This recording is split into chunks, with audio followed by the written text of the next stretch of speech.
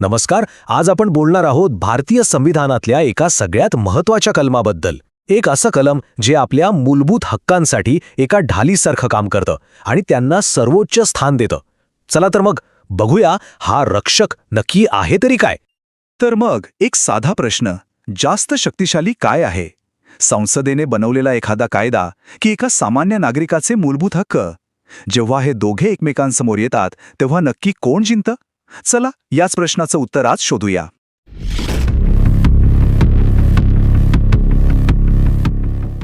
पण या संघर्षाबद्दल बोलण्याआधी हे समजून घेणं महत्त्वाचं आहे की आपण नक्की कशाच्या संरक्षणाबद्दल बोलतोय.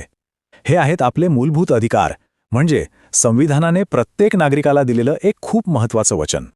आणि इथेच खरा संघर्ष सुरू होतो. म्हणजे जेव्हा सरकारची कायदा बनवण्याची शक्ती आणि नागरिकांचे मूलभूत हक्क एकमेकांसमोर उभे ठाकतात तेव्हा काय होतं?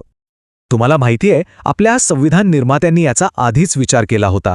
त्यांना हे चांगलं माहीत होतं की कायदे बनवणाऱ्यांकडूनही चुका होऊ शकतात आणि म्हणूनच त्यांनी यावर एक जबरदस्त उपाय संविधानातच तयार करून ठेवला होता. आणि तोच उपाय म्हणजे अनुच्छेद 13. ही एक अशी शक्तिशाली बिल्ट इन सिस्टम आहे जी आपल्या हक्कांची अंतिम संरक्षक म्हणून काम करते. अनुच्छेद 13चं सार एका वाक्यात सांगायचं तर ते हे आहे: कोणताही कायदा, अगदी कोणताही, हा मूलभूत अधिकारांपेक्षा मोठा असूच शकत नाही. ही एक साधी पण खूप ताकदवान घोषणा आहे. ठीक आहे, पण ही ढाल नक्की काम कशी करते? म्हणजे हिची कार्यपद्धती काय आहे? चला जरा जवळून पाहूया.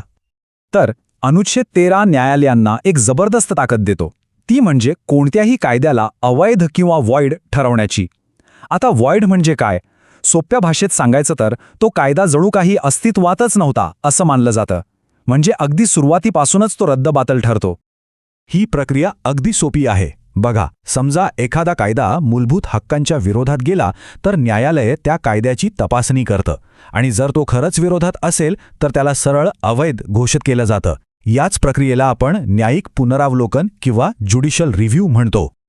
आणि सगळ्यात इंटरेस्टिंग गोष्ट म्हणजे अनुच्छेद 13च्या कक्षेत फक्त संसदेने बनवलेले कायदेच येत नाहीत, तर याच सरकारी नियम, जुने ब्रिटिशकालीन कायदे, इतकंच काय तर काही सामाजिक रूढी आणि परंपरांचाही समावेश होतो. खूप व्यापक आहे हे. बरं, हे सगळं ऐकायला थोडं किचकट वाटू शकतं. चला एका सोप्या उदाहरणाने हे समजून घेऊया. कल्पना करा की सरकारने एक असा कायदा बनवला जो लोकांच्या बोलण्यावर किंवा लिहिण्यावर, म्हणजे त्यांच्या अभिव्यक्ती स्वातंत्र्यावर काही अनावश्यक बंधनं घालतोय. अशा वेळी अनुच्छेद 13मुळेच न्यायालयाला मध्ये येण्याचा अधिकार मिळतो. न्यायालय सरळ सांगू शकतं की हा कायदा अनुच्छेद 19च्या विरोधात आहे आणि त्यामुळे तो रद्द केला जातोय. झालं, कायदा रद्द. यावरून आपल्याला एक गोष्ट अगदी स्पष्ट होते. संविधानाने एक उतरंड तयार केली आहे. यात राज्याने बनवलेल्या कायद्यांपेक्षा संविधानाने दिलेले मूलभूत अधिकार हे नेहमीच श्रेष्ठ मानले जातात.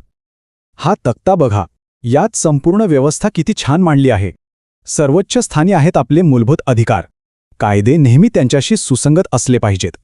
आणि या सगळ्यावर लक्ष ठेवणारा संरक्षक कोण? तर आपली न्यायव्यवस्था. तर सगळ्यात महत्त्वाचं जे लक्षात ठेवायचं आहे ते हे की अनुच्छेद 13 म्हणजे आपल्या मूलभूत अधिकारांचं रक्षण करणारी एक अभेद्य ढाल आहे, एक शील्ड. पण जाता जाता एक विचार करायला लावणारा प्रश्न: जर न्यायालये ही संविधानाची संरक्षक आहेत तर मग त्या संरक्षकांवर कोण लक्ष ठेवणार? ही जी प्रचंड शक्ती आणि जबाबदारी या व्यवस्थेत तयार होते, तिचा समतोल कसा साधला जातो? हा एक खूप महत्त्वाचा प्रश्न आहे, नाही का?